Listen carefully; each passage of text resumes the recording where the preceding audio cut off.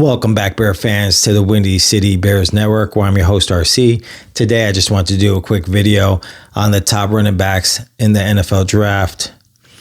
I'm going to do my top four, starting with Ashton Gentry from Boise State. Everybody has him number one. What I love about this kid is his balance. His balance to me is second to none. Vision is decent. Great stiff arm. He's able to run away from people. I wish he would have ran the 40 or benched, but he didn't. But just looking at him, you can tell he's solid. He's big. He's strong. He's not the tallest guy, but he's 215 pounds for just under 5'9". To me, my comp is LaDainian Tomlinson. LaDainian was a little bit taller by an inch, but he weighed less, actually. He was like 208 pounds. I think they probably would have had similar 40 times if he would have ran. But just looking at the film, there's not a lot this guy cannot do. Some people may say he fumbled too much. He had 5 fumbles last year. But when you're touching the ball as much as he is, and you're pretty much a one-man show, everybody's going to be trying to strip the ball from you. Everybody knows you're getting the ball. To me, his fumbling's not really a concern for me. I wish he would fall to 10. We'll see if he does. You know, obviously the Raiders, they're talking about the Raiders. The Jets are saying possibly. Even the Saints are saying possibly, and Saints are picking at 9th. But he's my clear-cut number one. My number two is a little bit different than some people, but I have Henderson from Ohio State. And to me, the reason why I have him number two is probably personal preference. You know, he has a little bit more juice, a little bit more burst, a little bit more long speed than some of these other running backs. He ran a 4.43 at the combine. I think a lot of people forget he was a 5-star recruit. Actually, I believe he was the number one ranked football player coming out of high school. He didn't play his senior year because of COVID. Went to Ohio State and had arguably the best freshman year, true freshman year, than any running back there ever. And we already know what kind of running backs came out of Ohio State with Eddie George and Zeke Elliott. I mean, they've produced a lot of guys. And he had over 1,200 yards, 19 touchdowns. And then his sophomore season, he broke his foot. And he had an okay sophomore season, missed some games. Junior year, same thing, missed a couple of games. No injuries he had are concerning. Like I said, he didn't rip his ACL. I'll take a broken foot over an ACL tear any day of the week. So that's not really a concern. They brought in another running back to help share the load with him. But if you look at his senior season, he averaged 7 yards a carry this year. And his freshman year, which was arguably his best year, he averaged 6.8. So he was actually a little bit better this year, yards per carry. He can catch the ball well. You can keep him in all 3 downs because he's arguably the best running back at picking up the blitz, pass pro. Most people will say he is. And that's why I have him as my number two.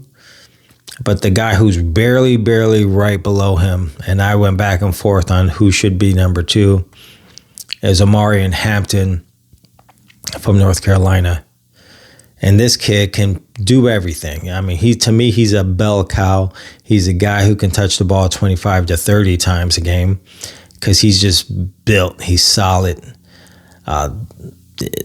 He breaks a lot of tackles. He catches the ball well. There's really nothing he can't do. To me, my only knock on him is his long speed. And when you look at his 40 time at the combine, he actually ran better than I thought he would. He ran a 4.47. I thought he'd be in the 4.5s. So his speed is actually, I mean, look at Kamara, who went, from Tennessee with New Orleans. He ran in the 4.5s. So, but I will say he has better game speed.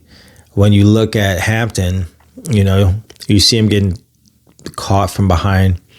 But to me, he's still going to have 20-yard bursts, 30-yard bursts, 40-yard bursts. And there's a lot of things that he can do. There's really nothing he can't do. He's just not that home run threat as Gentry is and Henderson is. But just as a solid running back prospect, to me, he reminds me a little bit of Joe Mixon. And he's been a very solid back. Now, obviously, he was a second-round pick. If we picked Hampton up or Henderson, I'm not sure if you pick either one of those guys at 10. Maybe you trade back and can still get one. The only guy for sure who's worth the pick at 10 is Ashton Gentry. And then my fourth running back I have is Caleb Johnson from Iowa, who didn't run. He ran okay. I mean, he's a bigger guy. He's 6'1", 220. He ran a 4.55. My knock on him, he has really good burst. He's a one-cut back, zone scheme runner, but he doesn't break a lot of tackles. And for that size, at 6'1", 220, you would expect him to. All three of these backs I have ranked in front of him all break more tackles than he does. So that's my concern with him, is he's not really picking up any tough yards. And at that size, you would expect him to do that. Hampton is a guy who I believe can pick up those, third and ones. Hey, are we punting? Or are we picking up the first down? And if you notice in Chicago, we've had a hard time picking up third and ones and third and twos. So we need somebody who can pick those up. So I'd be ecstatic with any of these three guys. If we picked up Caleb Johnson, I would probably prefer that we trade back in a second to do it. But after these three guys, any of these other running backs are pretty much interchangeable. I would probably have Scadaboo ranked higher, maybe fifth, if he ran a better 40. He ran a 4.65, which is just not very good. If you look at his film, he doesn't look like he runs a 4.65. To me, he looks a little faster. Not saying he's fast, but he looked a little bit faster than that. But that time is concerning. To me, he's going to be at least probably a fourth-round pick. He reminds me a little bit of David Montgomery's running style. And David went into the third. I expect him to go later than that. And like I said, any of these other running backs, the other running back from Ohio State, the running back from Tennessee, I mean, to me, they're all exchangeable. There's nobody who really stands out to me after the top 3 to 4 where I'm like, man, I really hope we get this guy. There's some guys who can do different things, but nobody I'm banging the table saying, man, Paris, please make sure we get this guy. So hopefully we get one of the top 4 guys, hopefully one of the top 3, because we need to help Caleb. And I think if you look at Detroit, they ran the ball about 50% of the time. We can't just ask Caleb to throw the ball 45 times a game. He's not ready for that yet, I don't believe. I think he's going to have a great sophomore season, but we still have to simplify it. We still have to help him with the running game. So that's my opinion. If you disagree, leave some comments.